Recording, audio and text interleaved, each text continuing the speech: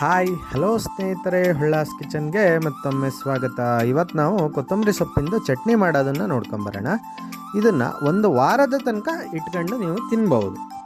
ಚಟ್ನಿ ಮಾಡಲಿಕ್ಕೆ ಕೊತ್ತಂಬರಿ ಸೊಪ್ಪು, ಮೆಣಸಿನ್ಕಾಯಿ, ಹುಣಸೆಹಣ್ಣು, ಉಪ್ಪು ಇದೇ ಇಷ್ಟ ಐಟಮ್ಗಳು ಸಾಕು. ಕೊತ್ತಂಬರಿ ಸೊಪ್ಪನ್ನು ನೀಟಾಗಿ ತೊಳ್ಕೊಂಡು ಅದಕ್ಕೆ ಸ್ವಲ್ಪ ನೀರನ್ನು ಹಾಕ್ಕೊಂಡು ಇದನ್ನು ಚೆನ್ನಾಗಿ ಬೇಯಿಸ್ಕೊಳ್ಬೇಕು. ಕೊತ್ತಂಬರಿ ಸೊಪ್ಪು ಕಲರ್ ಚೇಂಜ್ ಆಗೋ ತನಕ ನೀಟಾಗಿ ಬೇಯಿಸ್ಕೊಳ್ಳಿ.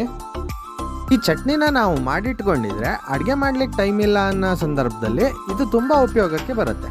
ಇದು ಅನ್ನದ ಜೊತೆ ಅಥವಾ ತಿಂಡಿ ಜೊತೆ ಎಲ್ಲದಕ್ಕೂ ಯೂಸ್ ಮಾಡ್ಕೊಳ್ಬೋದು. ಈ ಚಟ್ನಿ ರೆಡಿಮೇಡ್ ಕೂಡ ಸಿಗುತ್ತೆ. ಆದರೆ ರೆಡಿಮೇಡ್ ತರಲಿಕ್ಕಿಂತ ನಾವೇ ಮನೆಯಲ್ಲಿ ಮಾಡ್ಕೊಂಡು ತಿನ್ನೋದ್ರಿಂದ ಆರೋಗ್ಯಕ್ಕೂ ಒಳ್ಳೆಯದು.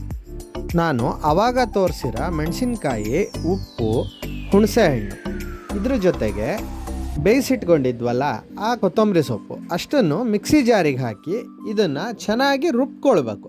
ಇದು ಎಷ್ಟು ನೈಸ್ ಆಗುತ್ತೆ ಅಷ್ಟು ನೈಸಾಗಿ ನೀಟಾಗಿ ಈ ರೀತಿ ರುಬ್ಕೊಳ್ಳಿ. ಜ್ವರ ಬಂದಿರುತ್ತೆ, ಊಟ ಸೇರಲ್ಲ, ಫಂಕ್ಷನಿಗೆಲ್ಲ ಹೋಗಿ ಬಂದಿರ್ತೀವಿ, ನೈಟ್ ಊಟ ಮಾಡಲಿಕ್ಕೆ ಮನಸ್ಸಿರಲ್ಲ.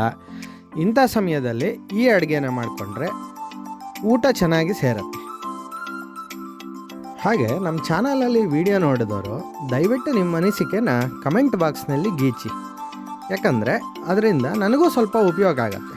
ಸೊ ನಿಮ್ದು ಏನೇ ಅನಿಸಿಕೆ ಇರ್ಬೋದು ಅದನ್ನು ಕಮೆಂಟ್ ಬಾಕ್ಸಲ್ಲಿ ಗೀಚಿಬಿಡಿ. ಆವಾಗಲೇ ರುಬ್ಬಿಟ್ಕೊಂಡಿದ್ವಲ್ಲ ಅದಷ್ಟೂ ಒಂದು ಬಾಣಲಿಗೆ ಟ್ರಾನ್ಸ್ಫರ್ ಮಾಡಿಬಿಟ್ಟು ಅದನ್ನು ಚೆನ್ನಾಗಿ ಕುದಿಸ್ಬೇಕು.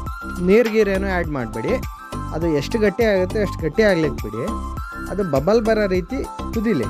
ಚೆನ್ನಾಗಿ ಕುದ್ದು ಅದರಲ್ಲಿ ಬಬಲ್ ಬರಲಿಕ್ಕೆ ಶುರು ಆಗುತ್ತೆ. ಆಮೇಲೆ ಸ್ವಲ್ಪ ಸೌಟಲ್ಲಿ ಅಲ್ಲಾಡಿಸ್ತಾ ಇರಿ, ಯಾಕಂದರೆ ಅದು ಬಾಣಲಿಗೆ ತಳ ಹಿಡಿದು ಬಿಡುತ್ತೆ. ಸೊ ತಳ ಹಿಡಿಬಾರ್ದು ಅನ್ನೋದಕ್ಕೋಸ್ಕರ ಅದನ್ನು ಸ್ವಲ್ಪ ಸೌಟಲ್ಲಿ ಅಲ್ಲಾಡಿಸ್ತಾ ಇರಿ. ಅದು ಕುದ್ದಂಗೂ ಮೈಗೆ ಸಿಡಿತಾ ಇರುತ್ತೆ, ಸ್ವಲ್ಪ ಜಾಗ್ರತೆ ಮಾಡ್ಕೊಳ್ಳಿ. ಈ ರೀತಿ ದಪ್ಪ ಆಗೋ ತನಕನೂ ಅದನ್ನು ಚೆನ್ನಾಗಿ ಕುದಿಸ್ಕೊಳ್ಳಿ. ಇದು ತಣ್ಣಗಾದ್ಮೇಲೆ ಇದನ್ನು ಒಂದು ಗಾಜಿನ ಜಾರಿಗೆ ಹಾಕಿ ಟೈಟಾಗಿ ಮುಚ್ಚಳ ಹಾಕಿ ತೆಗೆದಿಟ್ಕೊಂಡ್ರೆ ಒಂದು ವಾರದ ತನಕನೂ ಇಟ್ಕೊಳ್ಬೋದು. ಒಂದು ವಾರ ತನಕ ಇಡ್ಬೋದು ಅಂತ ಹೇಳಿದ್ನಲ್ಲ ಅಂಥೇಳಿ ಸುಮ್ಮನೆ ಒಂದು ವಾರ ತನಕ ತೆಗೆದಿಡಬೇಡಿ. ಅವಾಗವಾಗ ಅದನ್ನ ಉಪಯೋಗಿಸ್ತಾ ಇರಿ. ಇದನ್ನು ನೀವು ತಿಂತಾ ಇದ್ದರೆ ಆಹಾ ಒಂದು ಸ್ಮೋರ್ ಅನ್ನೋದಂತೂ ಗ್ಯಾರಂಟಿ. ಓಕೆ, ಹಾಗಾದರೆ ಮುಂದಿನ ವೀಡಿಯೋದಲ್ಲಿ ಸಿಗೋಣ. ನಮ್ಮ ಚಾನಲನ್ನು ದಯವಿಟ್ಟು ಸಬ್ಸ್ಕ್ರೈಬ್ ಮಾಡ್ಕೊಳ್ಳಿ. ಅದೇ ರೀತಿ ನಮ್ಮ ವೀಡಿಯೋಗಳನ್ನು ಆದಷ್ಟು ಶೇರ್ ಮಾಡಿ, ಲೈಕ್ ಮಾಡಿ ಹಾಗೂ ಕಮೆಂಟ್ ಮಾಡೋದನ್ನು ಮಾತ್ರ ಮರಿಬೇಡಿ.